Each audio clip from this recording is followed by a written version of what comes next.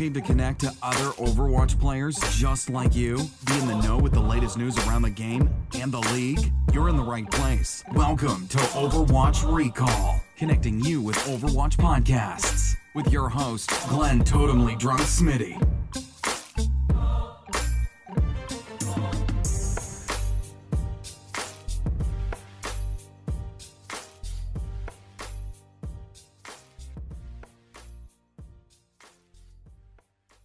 Hello everyone and welcome to Overwatch Recall. I am your host, Glen Totemlydrunk Smiddy, and today is December 4th with this interview set to release on December 12th. Today I am sitting down with REF1RE, who is a console to PC player who...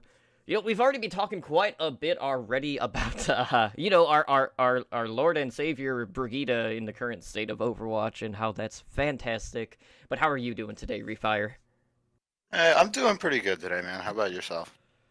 Well, it's been a bit busy week with content creation. I can't complain, and I'm just looking forward to talking a bit more about that transition phase as you went from one platform to another, because I've noticed like a lot more console players have started to make the jump to PC, and even on like the pro scene, like we've even seen some of the top console players really do well on PC as well. Yeah, actually, a lot of the console players don't even know they're gonna be that into Overwatch when they first started, myself included, actually. And I just kind of fell in love with the game once I started playing it, and I got more and more into it. Started, watching more videos on learning guides and learning how to play better, just getting a better game sense, so on and so forth. And I was like, wow, I kind of want to like really play this game super seriously. I should move over to PC where I can do that much more effectively. And I think a lot of people are starting to kind of follow that same path.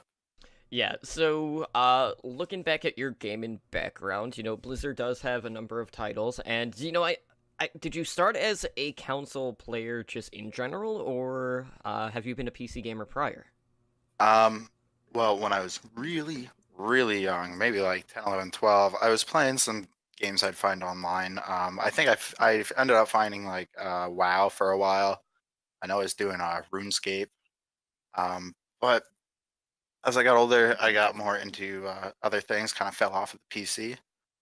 But I wanted to play with all my friends still. So he was like, oh, please, can I have an Xbox? Please, pretty please. And then finally on a birthday, parents got me one. And that, I just kind of stuck with it for a while. Um, and then I got a laptop. And I got right back into, I jumped into League, which was really interesting to me. And it kind of opened me up. And yeah, so I started playing a little more WoW. I found Diablo and Hearthstone. And yeah, that's kind of how I got introduced to Blizzard there in PC gaming. Awesome, and, I thought it was funny that you dropped League of Legends. Did that soften the blow when it comes to, toxicity? Yeah, absolutely it did. I was fully prepared for how bad any online game was going to be after that. I just had to ask that because a lot of people when it comes to League of Legends, that is the first thing that comes to mind, and that is the primary Absolutely. reason. Like I'm not the biggest MOBA fan. Right. I do like obviously KDA is absolutely massive right now when it comes to League of Legends, and I've been following a lot of the cosplay scene in regards to that, and some of the fan art, whatever. But like outside of that, like as a player that doesn't play League of Legends, I am petrified to actually sit down and play it just because every time that I've had a very bad experience with the people that are in my game, so I shy away from it. But Right. you Yeah, know, it's that's happened. That's pretty much exactly what happened to me. I won't. It scared me away from MOBAs in general, frankly, until I found Overwatch, which interests me because it was an FPS MOBA. absolutely. So getting back to Overwatch, when did you really start first playing, and what exactly about this game piqued your interest to play it? Well, I started playing about a year into the game. Um, Initially, I I'd seen my buddy playing it on his Xbox, and I was like, "Wow, this is kind of like a MOBA, but it's a first-person shooter." He's like, "That's exactly what it is." Oh, I'm now interested, and I just kind of watched him play a little bit more and more, and I was like, "All right, I have an Xbox. You can help me learn this thing, right?" I went home, bought the game right off the bat, and that was off to the races from there. Awesome. So you also do a little bit of streaming over on Twitch. Sure, dude. So when did you first start getting into streaming Overwatch? Like, is there any sort of game mode that you find yourself maybe drawn to a little bit more while you're streaming? Um, well, I first started streaming Overwatch maybe 6 months into playing on console. Um, it was just something I took a hard interest in. I remembered I used to stream other games back in the day, so I was like, huh, this will be fun to do. So I kind of started doing that, and I just like I'm way too nervous to play a comp on stream. Just mainly because I can't get out of a low elo. I can't break a few bad habits, but it's still a fun game for me to play. I just don't want to deal with all the backlash of toxicity from the internet. But Mystery Heroes, I always have a bunch of fun with. I always find fun people to play with, and it always ends up being a good time for everybody in the game on the stream. Those are always uh, those are always some of the best streams when I have Mystery Heroes going. Actually, Yeah, whenever we do like our host streams on Thursday Mhm. and Friday, like Edonar, who does Heroes Never Die with me, him and I will usually duo queue in Mystery Heroes to get our 9 wins Right. out of the week, and I love Mystery Heroes, but at the same time, I also you also get to see like just how potent certain heroes are, especially when there's more than one hero. I would Right. love for them to go the one hero only route that they do with competitive, just because when you Mhm. have to deal with like double Mercy Resurrect or double Brigida armor Oh, or I like had that like or 2 days ago. like there are just certain abilities in the game that when you have two of them just make it impossible to prevent a snowball from happening. So I mean that's really like my major thing with it, but Mystery Heroes is like the primary thing that I will do on stream. And like Yeah. with competitive, this is something that you're going to do in the future. Like I think like one of the best things that you can do, is when you are streaming competitive, Mhm. maybe only glance and interact with the chat, kind of like in between rounds. That way, your focus isn't necessarily outside of what's actually happening in game, because so much of competitive right now is just focusing on what you're doing and how you're playing, because you can't really control what everyone else is doing. So to be able Right. to like pinpoint, what exactly you need to work on is like a very key element of the game. Oh yeah. Absolutely. That's a lot of it. I try to like keep up with my chat sometimes because sometimes they see things that I don't. Hmm. But yeah, well, during stream, I should probably break that habit if I wanna do comp on stream. So, looking at your stream, like, is there a certain period that you'd look to aim for in regards to how long you're streaming? Do you have a sort of set schedule, or is this more of a flex schedule as to when you're going live? Unfortunately, at the moment, it's definitely a more flex schedule. Uh, I'm a cook, so we don't have set hours. So I gotta stream when I can, but I usually shoot for about 2 to 5 hours or more, um, if I can. Still have, try to have a social life and get proper sleep. That doesn't happen too often, though. What sleep? What is that? It's been 84 years. It certainly feels like it. But anyways, like the meat and potatoes of this interview is going to revolve around that console to PC and kind of like the differentials, the similarities, and maybe some of the hardships you've had to go through all along the way. Just because like I know like initially like that could be a pretty scary type of transition. Yeah. So Yeah.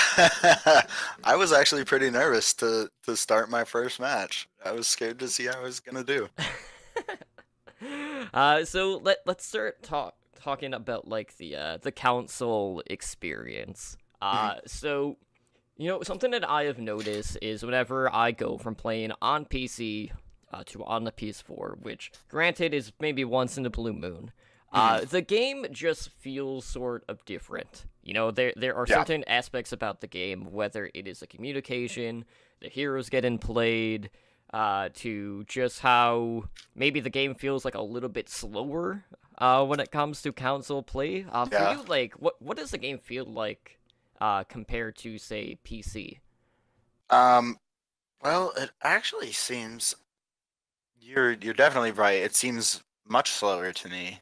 Um, PC is much more fast paced. People can track a lot better, so you have to react a lot faster. Um, so it's definitely much slower.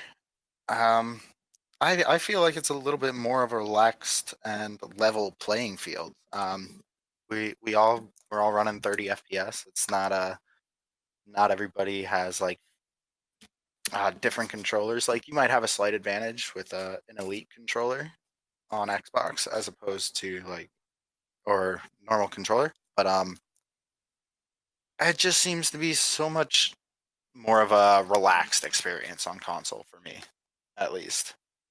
All right, yeah. The other thing too that I noticed is some of the heroes that are being used. So obviously, when you're using a controller, you have to kind of deal with the aim assist, which Hmm. at times I felt like hurt me a lot more than it actually helped me. But because you're having to aim, like you're seeing a difference in the heroes that are being played. So maybe people are favoring Winston or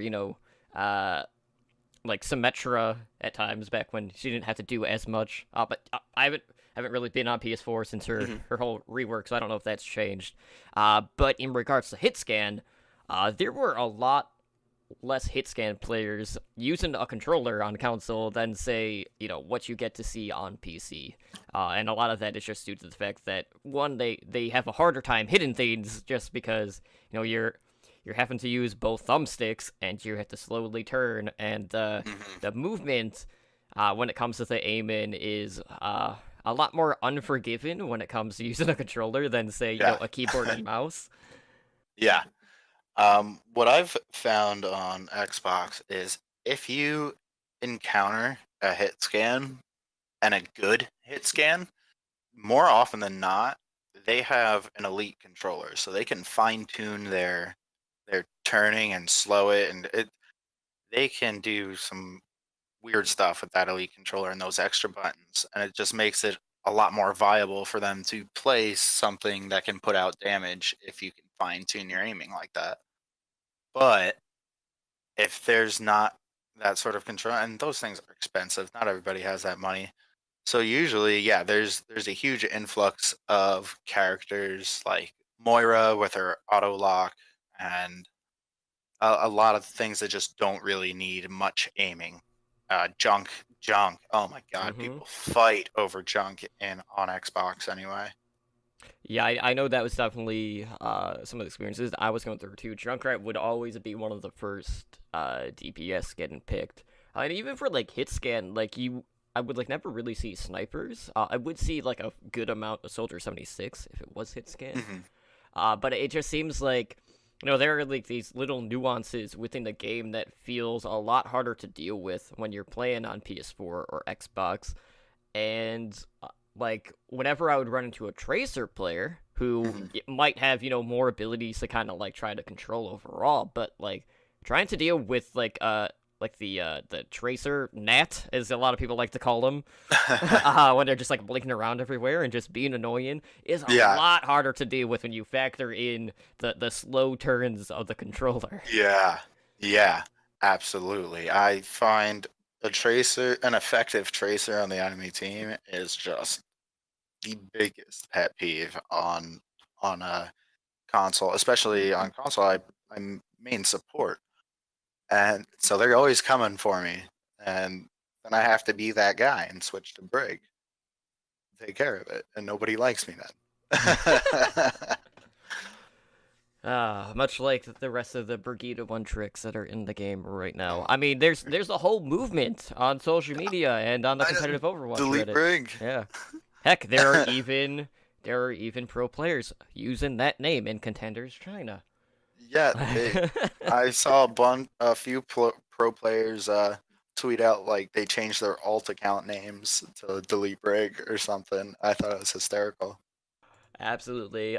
So another thing I wanted to kind of touch up on is communication when it comes to playing on console, because, granted, like, for me, this is going to be a much smaller sample size compared to, how much more you've played on console, but I would say, out of every game that I have played, outside of me actually, like, grouping up with someone that I know, I have had 0 games where someone has been actually using the comms. Oh God, yeah. Yeah, comms are incredibly lacking on Xbox as well. I find overall people either lose or break their headsets and just don't care. Or if they do, if they do have one, it might just be a kid that's just wandering around the map. Someone gave their 10-year-old the controller to keep him occupied. But you can just mute them and call it a day. Do you play competitive at all on console as well? I do. I haven't actually played on console for a while, but Okay. yeah, I have a good group of guys that I play with. Yeah, I just wasn't sure if there was like a differential between the communications between like playing in competitive versus just playing a normal game mode. And competitive in terms of comp. Competitive, you actually do see a bit more of a pickup in comms. Not much. It's probably only like 10-20% increase in players with comms, but I mean, at least there's that. Yeah, because even just having like one person to talk to drastically changes the experience of the game, because a lot of times when I'm playing on PS4, which I'm still leveling my PS4 account so I could actually try to do placements on console so I could see the SR differential between the platforms. Right. But like just having one person to talk to just completely Oh no. kind of changed like the landscape and how I felt about actually playing on that specific platform. So I mean, it's a night and day difference just having even just one person, to talk to or just call things out to, because in other times like you feel so helpless because you really have no like easy way to communicate outside of just spamming like voice lines, which help to a degree, but like it's not as convenient as just talking with a microphone. Right. Like you can spam "I need healing" all you want, but if you can't relay exactly where you are, you're probably not going to get that healing. So those comms make a big difference. If you guys are playing console, put on your headsets. 100%, and it's not, and it's not like people don't have, the headsets or the Bluetooth headsets, because all of these systems came with one, and people, even outside of that, like people like to acquire new headsets, new gear, outside of just normally playing, and for whatever reason, they just don't plug them in. I know it. I think it's wild. You have it there. That's an extra tool for you to use. It's so simple. I'll never understand it. I don't know if it's just a different mindset between console players versus PC players, where maybe, I mean, like, I'm not, like, console to me seems like it's more, I mean, it's a broader audience in regards to maybe the age groups that are currently playing in the game, so maybe that is kind of factoring into that whole ordeal. But, like, just comparing communications on, PS4 and Xbox to PC, it's a night and day differential. Because, like, sure, like, on PC, those comms might not be the best. There might be a little bit of toxicity either in group chat or just, over the mic. But at least people, for the most part, are trying to communicate, whether it's one person, whether it's the entire team, as opposed to you just entering a game on Xbox or PS4 and just being like, am I the only one? Like, is Yeah. anyone in here? Like, Me every match. Hello, hello.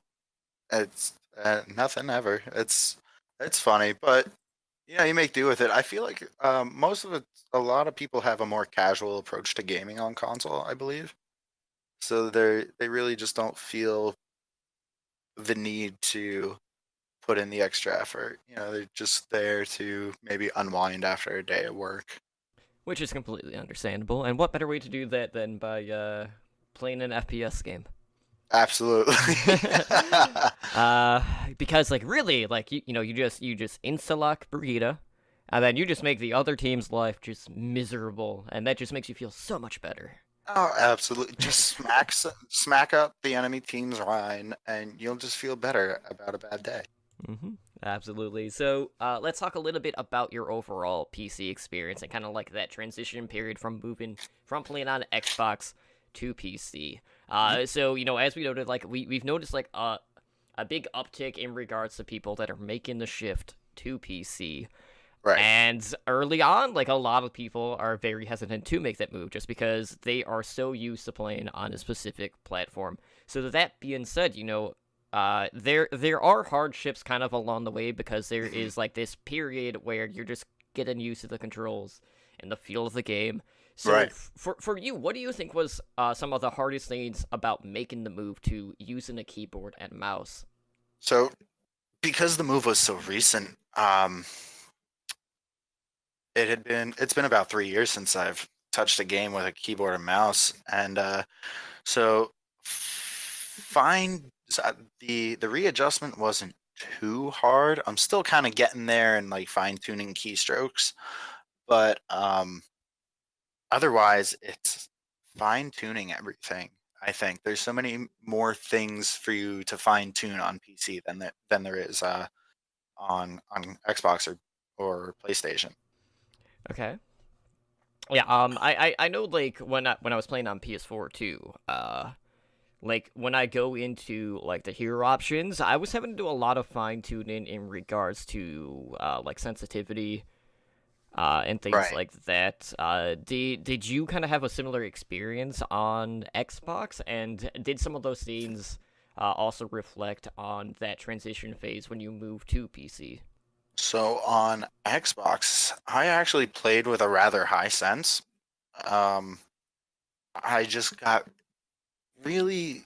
I'd been playing for so long that I'd just been really good at predicting when to let go of my joystick to land my crosshairs where they need to be, or at least close to where they need to be before I do a quick fine tune.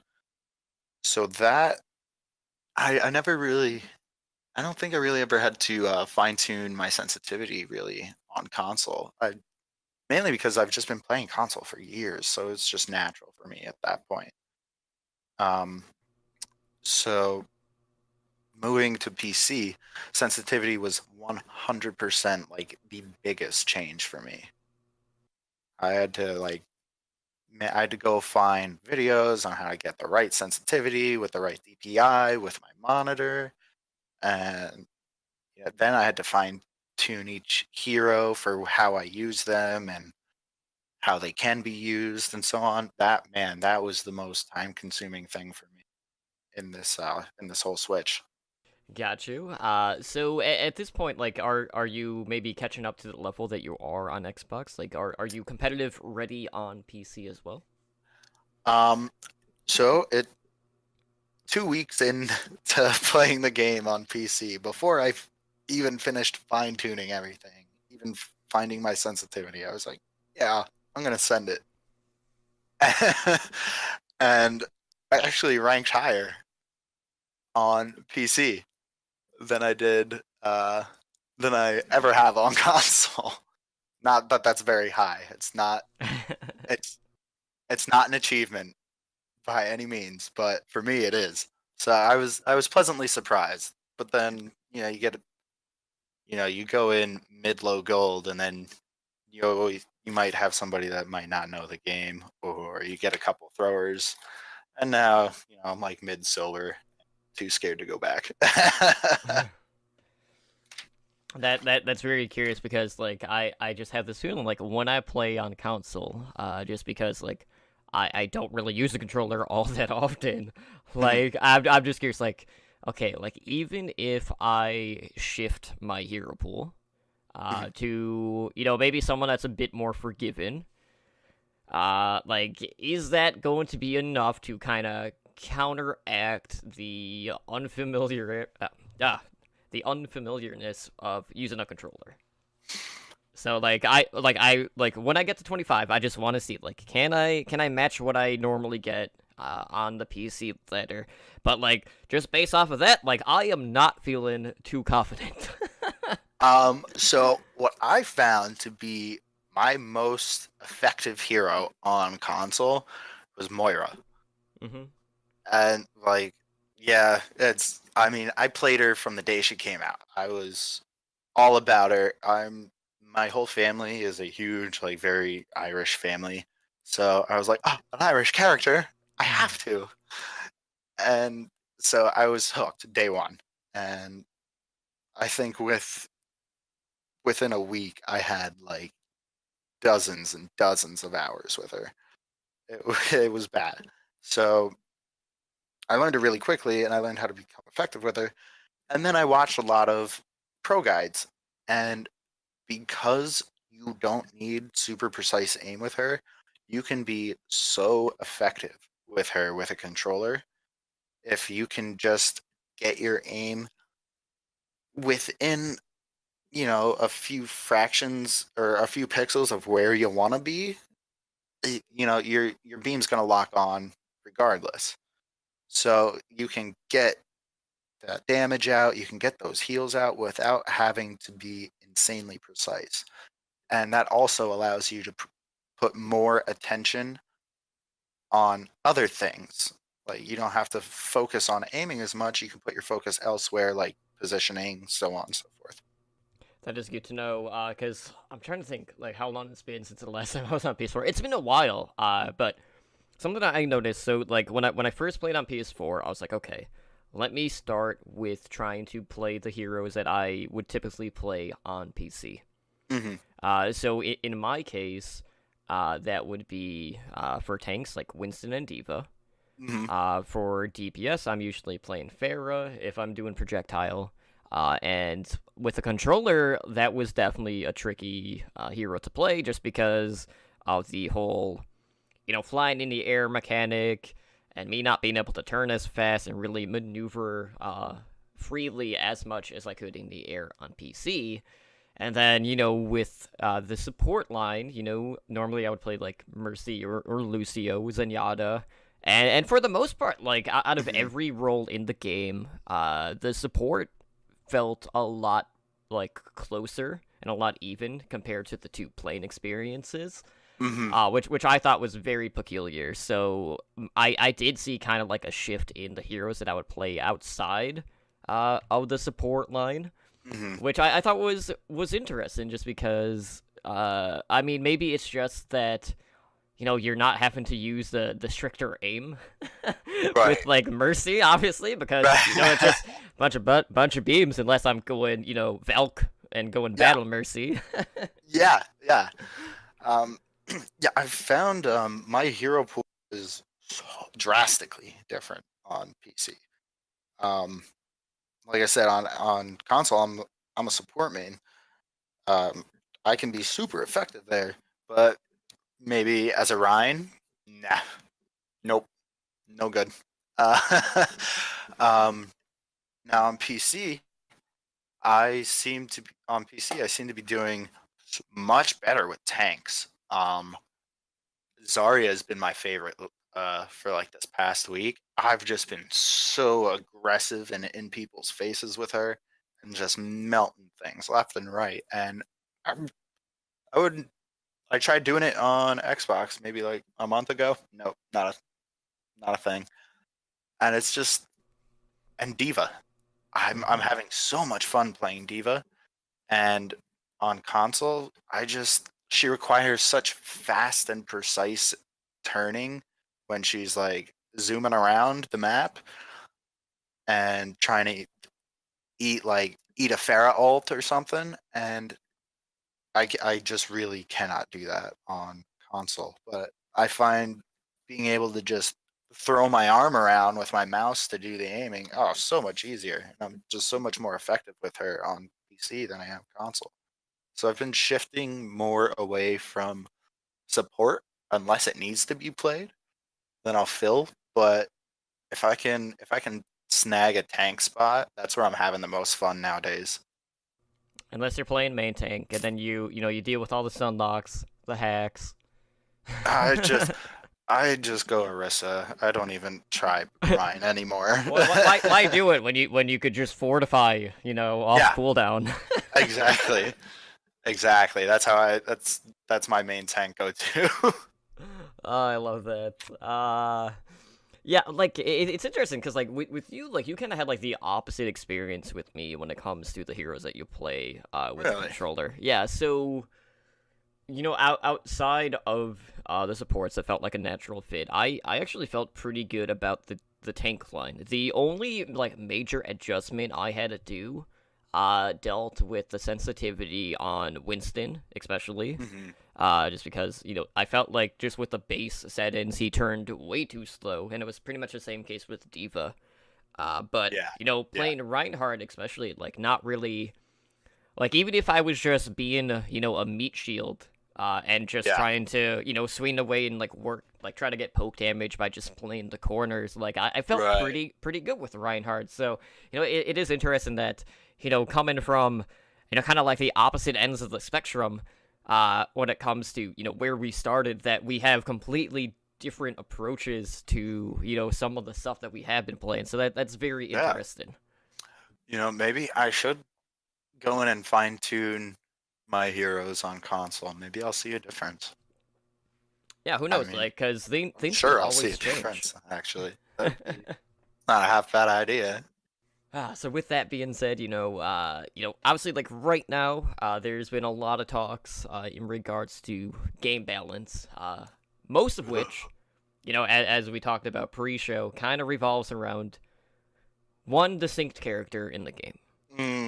Delete That, Brig. yeah, that character being none other than Brigitte.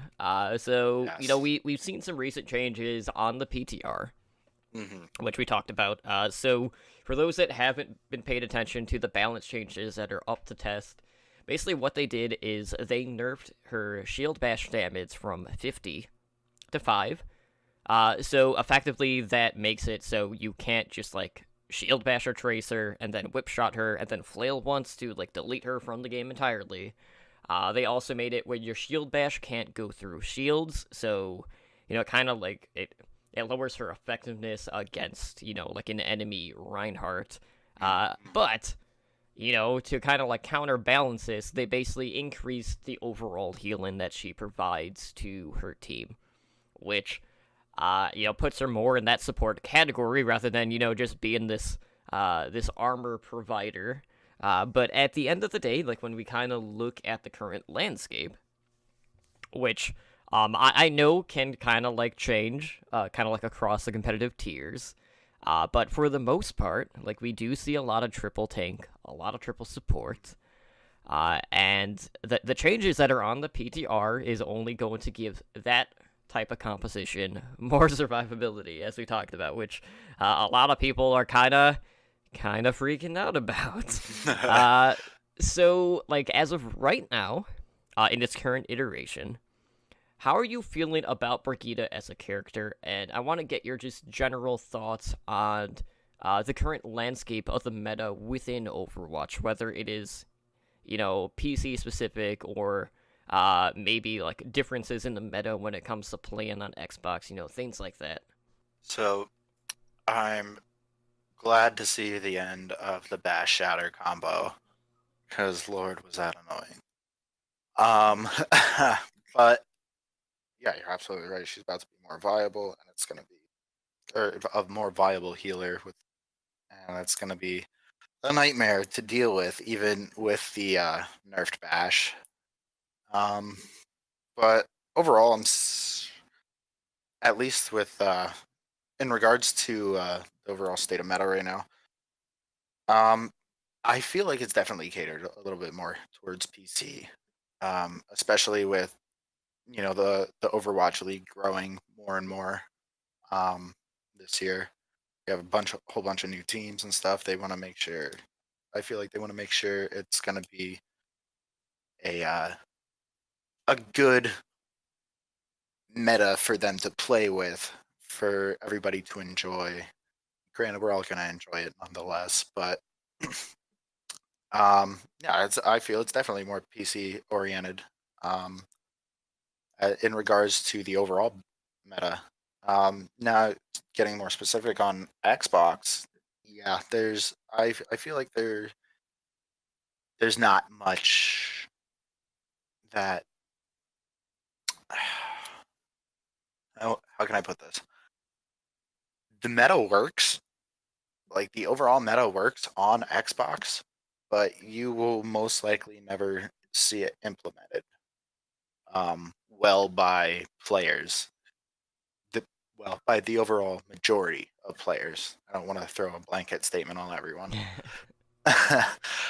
But yeah, mainly because like I said earlier, a lot of the console players have a more casual approach to the game. They're not going out of their way and paying attention to uh, all the meta changes. So when the Ana buff came out and she was like the healer to use, I still think she's the healer to use. I just like her. She's fun to play. But regardless, with that buff to Nano, I don't think console players, most of them, didn't even notice it. They didn't realize that you can use it defensively now and like almost insta heal a tank. So I'm running Ana. I have like I'm getting gold healing, playing with a Moira on my team too, and I have the whole team telling me to switch off Ana because I'm doing trash. She's a terrible healer. She's not viable. She's not like. I'm like, are you kidding? She's literally the most meta healer in the game right now. What are you talking about? And I got so much backlash. Like, what are you talking about? No, she's not. She barely puts anything out. And I'm like, oh, okay, sure. I just, for my own sanity, I just switched off so I didn't have to hear it anymore. But I just think there's a lot less knowledge of the meta on Xbox. I don't think they go out of their way really to look at patch notes unless they're super serious about the game, or even just keep up with the current news, even on like YouTube. So definitely you know, I think they're just moving out of like the Moira meta, like where she was super super viable when she came out, or a little later. But they seem slow to catch on to what's happening, and then by the time they do catch on, it's already changed. So it's entertaining to say the least. It is worth noting that when it comes to changes that come to the PTR, that is only available to test on PC. Like Right. the Xbox, the PS4 players never get to see that. Right. And there's really no way within the game, whether it's just a notification or like something that pops up right when you get in the game that tells you, hey, like this is some of the stuff we're looking at. It's basically like once a patch goes through onto live servers for Xbox, PS4, then you'll get a notification of, okay, like, hey, there's like a new seasonal event, hey, here's some changes, blah blah blah. But like Yeah. you don't get the details kind of like in between that. So Right. like There's I'm trying to think of like what's available out there with podcasts that is catered to that experience for Xbox and PS4. I want to say Quick Watch is the only one that I know of, but they haven't been active every week. But I know they are strictly console players. So if we do have a console player that is listening, I would definitely look at them. But I absolutely agree. Like right now, like it feels like a majority of the player base, that might be more in like maybe a casual environment, aren't really going out of their way to do any sort of research on either like a specific hero, how to improve the game. As I hear them testing the storm sirens in the background. Yeah. Whatever. That's I was happening. wondering what that was. Yeah, that's the first Tuesday of every month, guys. Don't freak out about that. Beautiful. But like, I feel like a lot of it basically comes down to perception. Like there is the perception of a meta, and everyone kind of takes that differently. Everyone has a different approach to the game, which is why people have this like knee-jerk reaction at times when you are playing someone like Ana. Like you factor in, okay, like Ana's toolkit is very potent. Like you get the burst healing. Yes, it might be a little bit harder to aim because she is technically a sniper. But the nano boost change was absolutely massive. It can either be, you could still use it how you normally would, like pair it with a dragon blade. You could do it with the whole hog, which does some pretty good work with roadhog. You could use it as like a last-ditch effort to make sure you can keep your main tank up if he drops low, things like that. And I feel like with a casual type of player, like maybe they don't know either the synergies or know how to react in that moment on, who would be the best person with whatever comp they're working with to use that ability. So, like people can think, okay, like Ana is not in the meta, so then anytime they see one, they're just like, oh, what are you doing? But then you're also gonna have games where you're not gonna hear anything about it. So like it's kind of like this balance act when it comes to perception of what's viable and what isn't. And I don't know of a good way that can kind of even out. I think when the Overwatch League, when the new season starts, I think there might be a slight change on console, because I do know a lot of console players enjoy watching Overwatch League. And that's where they kind of get a lot of their ideas on the meta, is watching Overwatch League. So, especially like in the off season now, none of the console players are really keeping up or informed with what the meta really is, or what nerfs and buffs are coming out, so on and so forth, what changes are being made. And but when they see pro players playing these characters, they're gonna be like, oh, I know how to play him. I'm gonna start playing him more because I like. I'm gonna play. I don't know. I like Carpe's Zarya play. Like I'm gonna go play more Zarya. I think we might see like a slight change on the console towards like the actual meta on console when the Overwatch League starts back up, but nothing too drastic, I'd say. Absolutely. So I do have a bit of breaking news that literally just dropped on Twitter. And by the time this specific episode is coming out, this event will have started. So Winter Wonderland is right around the corner. So it starts December 11th, lasting through January 2nd. So just a quick segue into the event. What are you looking forward to seeing out of Winter Wonderland this year? I am looking forward to skins. I have basically 0 skins on PC because of how short a time I've had it. Meanwhile, on Xbox, I have almost everybody's everything. And it's so sad when I go into a game or I get like a play of the game and I see the intro and it's like a base skin. I'm like, oh.